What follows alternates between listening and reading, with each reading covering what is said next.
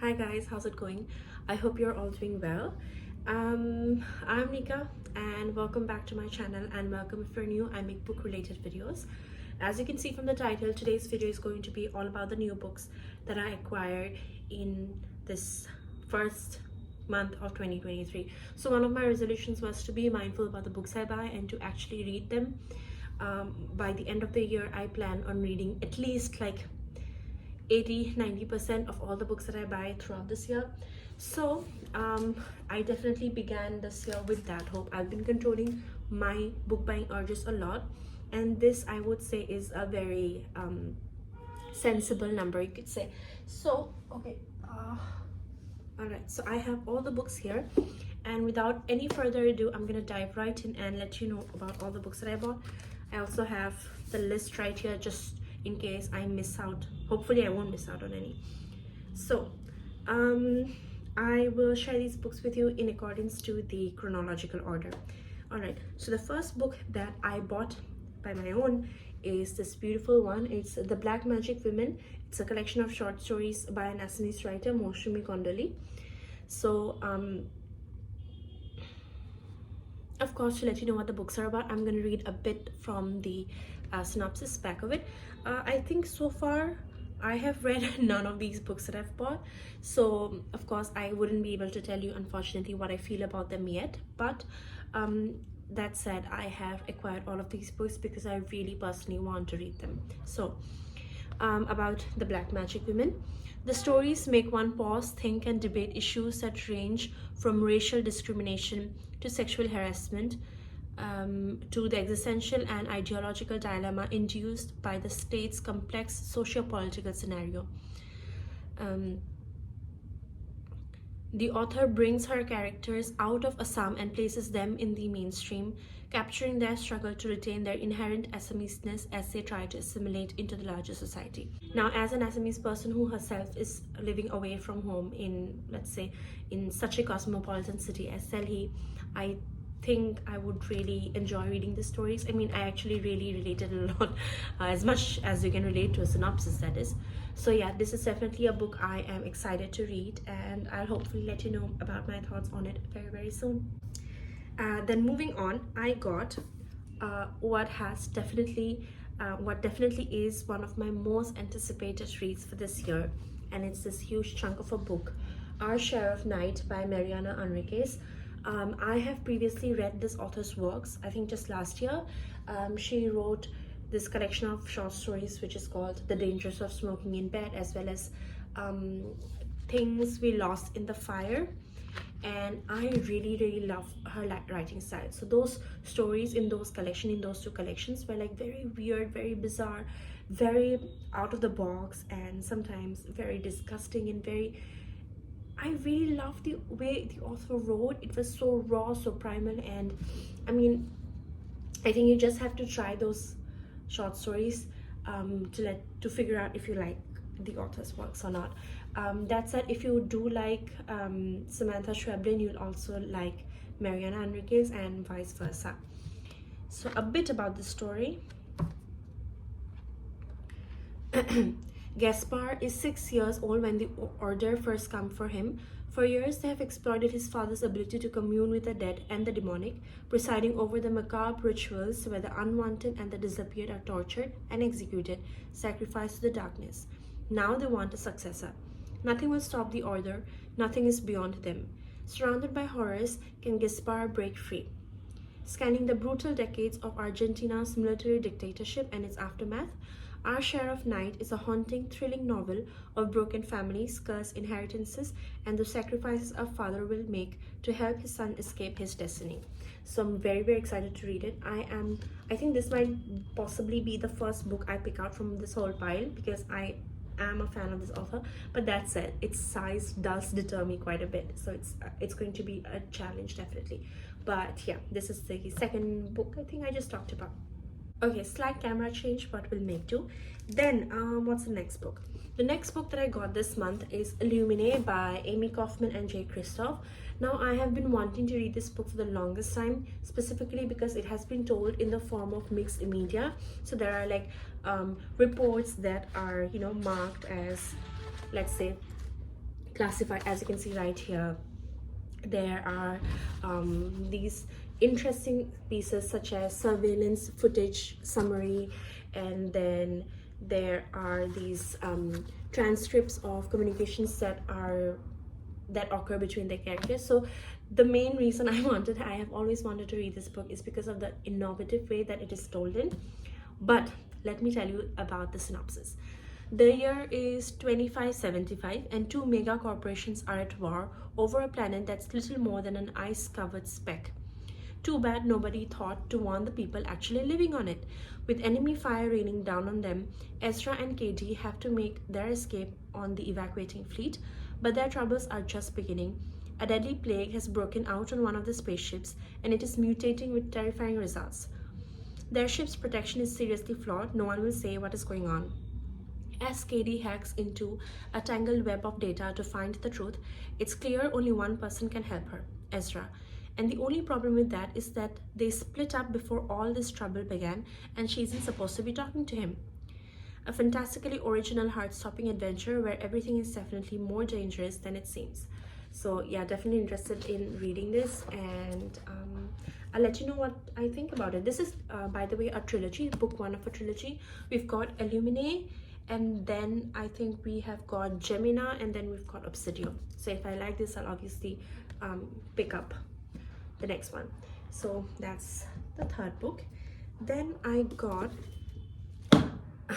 The Lies We Tell by Katie Zhao. Now I actually wanted to get the author's original work, which is How We Fall Apart, which I know is a dark academia story, but it was unfortunately not available at that point in time. So this is the one I got, The Lies We Tell, which is a recently new release. So let me tell you about the synopsis. All Anna wants for her freshman year at the local university is to impress academically, make new friends, ignore her irritating childhood rival, Tris Lu, and investigate the unsolved on-campus murder of her former babysitter. When Anna links an attack on the Lu family bakery to the past crime, she is forced to draw Chris into the spiraling investigation. While she grew up in this town, Anna starts to feel more and more as if she isn't really at home. Or maybe someone thinks she doesn't belong. From the author of How We Fall Apart comes a tense and thrilling YA novel about what it means to feel unsafe in the places we call home. So I'm really excited to read this, and I think this is going to be a quick read as well, like a sort of, dark academia thriller. So really excited to read this. Let me know if you've read it or this author at all. I mean, her previous book, How We Fall Apart. So then I also got this amazing book, and I have to tell you, I have to be honest, this was definitely a cover buy for me. It is Not Quite a Disaster, After All, by Boku Sarkar, and I just love this cover photo. As you can see, it's like a photograph beautifully taken. So that is the reason why I got it. Let me tell you about the synopsis. In 6 connected haunting vignettes spanning 2 continents and 2 decades, we follow Anjali, misfit, the expensively educated daughter of a wealthy family, from her childhood in Calcutta to her coming of age in New York City, claiming the grimy dive bars of the East Village as her own. We also see her friend Anita, who struggles with the quieter life she has chosen in an Ohio suburb. These are women who muster all their resolve to make their way in the world, seeking their identity. Not Quite a Disaster After All is a novel about how our expectations from life shift and change, how they can be pushed in the most unpredictable ways. It is about the thin line between self-destruction and survival. It is equally about falling in love with a person, a city, or the alluring, exciting promise of the new. Deceptively simple in its telling and gently ironic, this narrative of depth and power marks the arrival of an outstanding voice. So yeah, quite excited to read this book. Right, again, slight camera change, but things happen. My room is a bit messy today, actually. I need to clean up. But anyway, moving back to the book haul, all of the books that you can see here, except The Black Magic Woman, all of these 4 books I bought at Kunzum, at the Kunzum bookstore, which is in what's the place called? I just forgot the name of the place, but these are the books that I recently bought at Kunzum, and I'm really happy with them. Basant Vihar one. So there was this event that I went to, so I also saw these books and I just knew I had to buy them. And because I bought them, I also got the opportunity to get a couple of pre-loved books from them, and I'm really grateful that they give me these books. So the first book that I got from the pre-loved section was The Lies of Locke Lamora by Scott Lynch. Now I have heard that this is a very nice kind of like adventure story told, and my friend was there with me and she told me that since you love Six of Crows and all, you know, you might like this one as well. As far as I know, this is a series. I don't know how long the series is, if it's just a duology, trilogy, or an actual like long quartet plus series, but I do know that it's book one.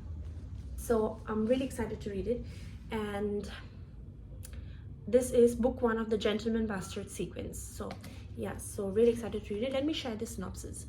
The Thorn of Camor is said to be an unbeatable swordsman, a master thief, a friend to the poor, a ghost that walks through walls.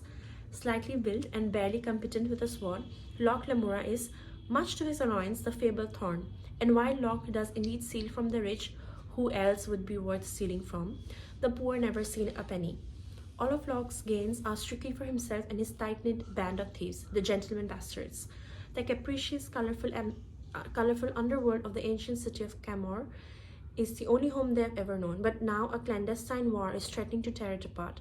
Caught up in a murderous game, Locke and his friends are suddenly struggling just to stay alive. So really excited to read it.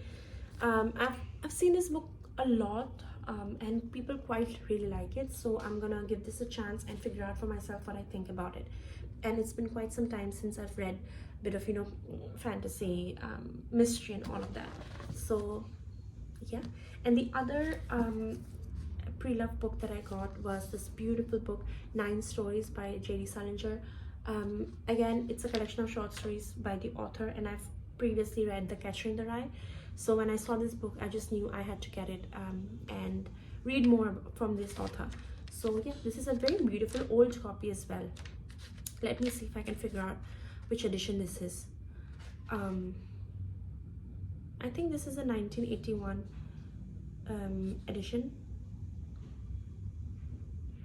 or 1990. I think this is 1991. Yeah, I think this is a 1991 edition. Quite pretty. It's got yellowed pages, and I personally really like that. So that's it. So these are all the books that I got from Kunzum bookstore. I really love the place. There are different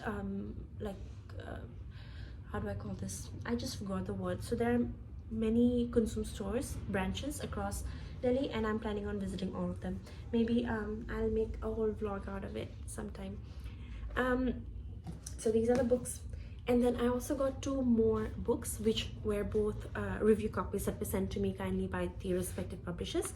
The first one here is The Blue Women by Anukriti Upadhyay, who is the author of Kintsugi, Dora and Bahuri, and it was sent to me by Harper. I'm really grateful to them for this. So this is a collection of short stories.